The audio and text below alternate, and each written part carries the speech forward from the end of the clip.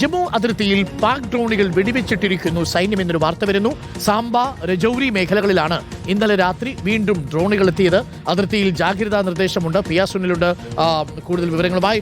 Piya Sunil, operation സിന്ദൂറിന് ശേഷം ഒരു നീണ്ട ഇടവേളയ്ക്ക് ശേഷം കഴിഞ്ഞ കുറച്ച് ദിവസങ്ങൾക്ക് മുമ്പ് ഇതേ മേഖലയിൽ സാംബയിലും രജൌരിയിലും ഒക്കെ പാകിസ്ഥാൻ ഡ്രോണുകൾ വന്നു പോയി. പക്ഷേ ഇന്നലെ രാത്രി വീണ്ടും ഈ ഡ്രോണുകൾ വന്നു. ഒരുപക്ഷെ സർവൈലൻസ് ഡ്രോണുകളാവാം. ആ ഡ്രോണുകൾ വെടിവെച്ചിട്ടു എന്നാണോ ഇപ്പോൾ നമ്മൾ മനസ്സിലാക്കുന്നത് പിയാ സുനിൽ?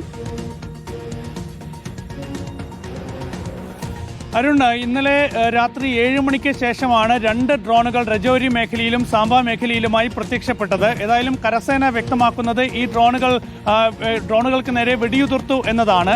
ഇവ വെടിയേറ്റ് താഴെ വീണോ അതോ തിരിച്ചുപോയോ എന്ന കാര്യം വ്യക്തമല്ല. ഏതായാലും അത് കരസേന സ്ഥിരീകരിക്കുന്നില്ല. ഏതായാലും പ്രതിരോധ നീക്കം ആരംഭിച്ചു എന്നാണ് കരസേന വ്യക്തമാക്കുന്നത്. ഇത് കഴിഞ്ഞ 3 ദിവസത്തിനുള്ളിൽ ആവർത്തിക്കുന്ന തുടർച്ചയായ സംഭവമാണ് ഇപ്പോൾ അതിർത്തിയിൽ.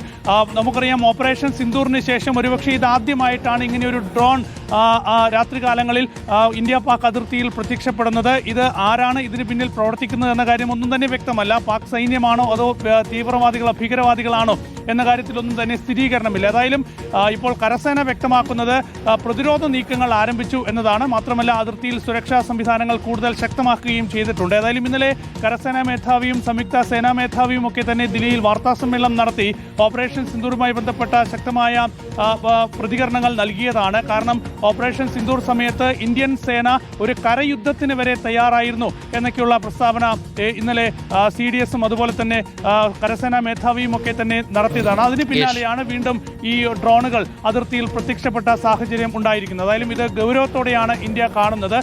ഇത് ആവർത്തിക്കുകയാണെങ്കിൽ കൂടുതൽ ശക്തമായ നീക്കങ്ങൾ നടത്തേണ്ടി വരും എന്ന സൂചന ഇപ്പോൾ സൈന്യം നൽകുന്നുണ്ട്. Okay, thank you. പിയാ സുനിലാണ് വിവരങ്ങൾ നൽകിയത്.